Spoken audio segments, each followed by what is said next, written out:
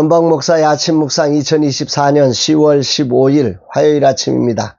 오늘은 마가복음 14장 3절로 9절 말씀을 통해서 향유를 드린 믿음, 소망, 사랑 이런 제목으로 말씀 묵상의 은혜를 나누겠습니다. 어제 작은교회를 침방하며 역시나 감동이고 얼마나 소중한 마음으로 충성하는 사역자들인지 뜨겁게 박수를 보냅니다. 오늘까지 전적인 하나님의 은혜였기에 언제나 겸손히 하나님 앞에 물으며 사역하시는 모습이 참 감동이었습니다. 신방을 마치고 돌아와 오늘 있을 사역을 준비하였습니다. 중부기도 세미나 6강이 시작되고 저녁에는 와디프 개척학교가 시작되는 날입니다. 모든 시간 주님의 기름 부으심이 있고 세워짐이 있는 시간이 되기를 기도합니다. 쉼이 부족함에도 내 속에서 힘을 주시는 주님께 감사를 드립니다. 이 아침 진실로 주님을 향하여 내 영혼이 찬송하며 주님이 하실 그 위대하신 일을 설렘으로 기대하며 나아갑니다.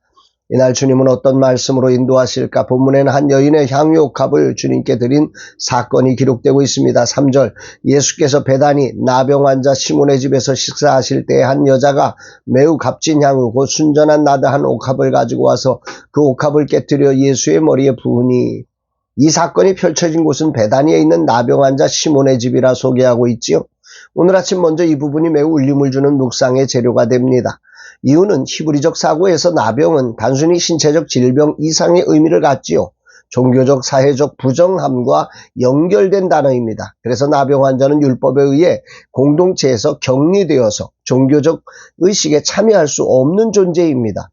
그러나 예수님은 이런 나병 환자 시몬의 집에 머물며 식사하는 장면을 통해 이 사회적 소외를 넘어서 회복과 치유의 메시지를 담고 있는 거지요. 예수님은 당시 사회적 종교적 규범을 넘어 소외된 자들과도 가까이 하시며 대제사장으로서 그 집을 방문하여 하나님 나라가 이런 가정에도 임하였음을 선언하신 상징적 의미를 보여주는 장면입니다. 할렐루야입니다. 히브리적 사유로 보면 이 장소에 오는 것이 쉽지 않았다는 것을 얘기한 거죠. 그런데 한 여자로 표현된 이 여인은 향유 옥합을 가지고 이런 장소에 찾아와서 예수님의 머리에 부은 것입니다. 얼마나 놀라운 장면인지를 깊이 생각해 볼 수가 있습니다. 이 향유 옥합을 그 화려한 어떤 중요한 자리에 가서 보야지 이런 나병 환자의 집에 가서 붓는다는 게, 이건 정말 하나님의 특별한 감동과 은혜가 있었다는 이야기를 전제하는 거지요. 그런데 이 동일한 사건을 바라보는 두 가지 시선이 있습니다. 첫 번째 시각은 어떤 사람들로 표현된 시각인데요. 4절, 5절 어떤 사람들이 화를 내어 서로 말하되 어찌하여 이 향유를 허비하는가?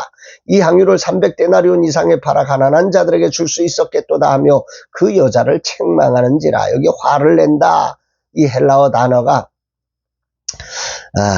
아가나툰테스라고 하는 단어인데요. 단순히 그 짜증 정도가 아니라 아주 강한 분노와 불만을 표현하는 단어입니다. 다시 말하면 이 여인의 행동에 대해서 정말 왜 그렇게 해? 잘못됐어. 그거 낭비야. 막 이런 투의 이야기를 했다는 거죠. 아마 이들은 3데나리온의 향유를 부었다면 화를 내지 않았을 것 같아요. 이런 관점에서 이들은 예수님이 어떤 분인지, 또 이 여인에게 이런 감동을 허락하신 하나님의 뜻이 어디에 있는지 전혀 생각도 하지 않고, 그런 데는 관심도 없고 오직 300데나리온, 이 돈에만 관심 있는, 이 돈 때문에 이들이 화를 내고 있다는 사실을 우리가 생각하게 되는 거죠. 두 번째 시각이 있어요. 바로 예수님의 시각인데요. 6절에 보면 예수께서 이르시되 가만두라, 너희가 어찌하여 그를 괴롭게 하느냐? 그가 내게 좋은 일을 하였느니라. 예수님의 시각은 좋은 일을 했다는 거예요. 칭찬할 사람이라는 거예요. 여기에 사용된 카롱이라고 하는 단어인데요. 이 뜻은 좋은, 아름다운 이라는 뜻을 가지고 있어요. 예수님은 이 여인의 행동에 대해서 사람들의 반응을 중단시키면서 매우 좋은 일이야, 아름다운 일이야, 사람들 앞에 자랑할 만한 일이야, 이렇게 선언하고 있는 거죠. 중심을 보시는 주님의 마음에 이 여인이 나병 환자의 집에까지 와서 이런 행동을 하는 이유는 오직 주님을 믿고 따르는 자였기 때문이고, 자신의 모든 것을 주님을 위해 드리고 싶은 성령이 주신 감동에 순종된 행동이었다는 거죠. 또한 더 나아가서 성령 안에서 주님의 가실 길을 예비하는 놀라운 행동이었다는 거예요. 그래서 아름다운 일이다, 이렇게 말씀하시는 거죠. 여인을 감동시킨 성령님은 이 여인을 통해서 예수님의 죽으심을 준비하는 놀라운 퍼포먼스를 하게 하신 것이고, 그 일에 이 여인은 순종되어서 쓰임받고 있는 참으로 아름다운 행동이다. 이 얘기를 예수님이 말씀하시는 거죠. 그래서 주님은 이렇게 결정적인 축복을 이 여인에게 허락하죠. 9절, 내가 진실로 너희에게 이르노니 온 천하에 어디서든지 복음이 전파되는 곳에는 이 여자가 행한 일도 말하여 그를 기억하리라 하시니라. 복음이 전파되는 곳 어디서든지 그가 기억될 것이다. 그가 행한 이 일이 기억될 것이다. 이 여인이 가진 믿음과 소망과 사랑이 참으로 놀라운 것임을 우리는 알게 됩니다. 이 여인이 이런 축복을 누리는 이유는 그는 어떤 계산서도 없이 주님의 은혜를 기억하면서 주님을 믿는 믿음으로 소망 가운데 그 사랑을 드렸기 때문입니다. 오늘 아침 주님은 무엇을 말씀하시는 것인가? 여인을 책망한 사람들의 시선은 믿음과 소망과 사랑이라는 관점이 아니라 돈, 즉 세상적 가치로 평가한 거죠. 그녀의 중심은 전혀 고려하지 않고 오직 300데나리온이 평가의 기준이 된 것입니다. 그러나 예수님은 이 여인이 가져온 향유와 행동이 아닌 여인의 중심에 담긴 믿음과 소망과 사랑을 보셨음을 묵상하게 됩니다. 모든 삶의 현장에 우리는 어쩔 수 없이 육신을 입고 있기에 눈에 보이는 가치의 마음을 빼앗기기 쉽습니다. 300데나리온은 노동자의 1년 연봉보다 많은 금액이니까 사람들의 마음을 빼앗기에 충분하죠. 오늘도 눈에 보이는 태도와 화려한 말들에 가려 사람들의 중심과 믿음 그리고 소망과 사랑을 보지 못하는 어리석은 자가 얼마나 많은지 모릅니다.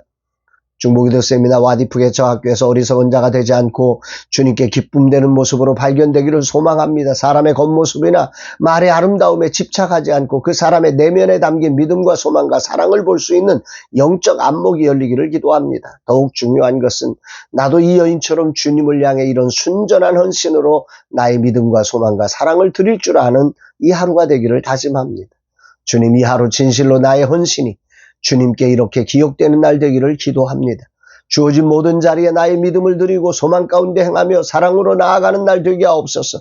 그리하여 나도 이 여인처럼 주님을 기쁘시게 하는 삶 되게 하여 주옵소서 고백하게 됩니다.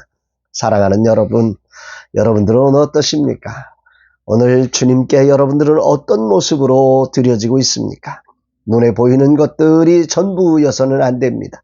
우리 안에 눈에 보이는 것이 어떠하든 그게 중요한 게 아니라 거기에 우리의 믿음과 소망과 사랑이 담긴 모습으로 주님께 헌신할 수 있는 그런 사람이 되어야 하는 거지요.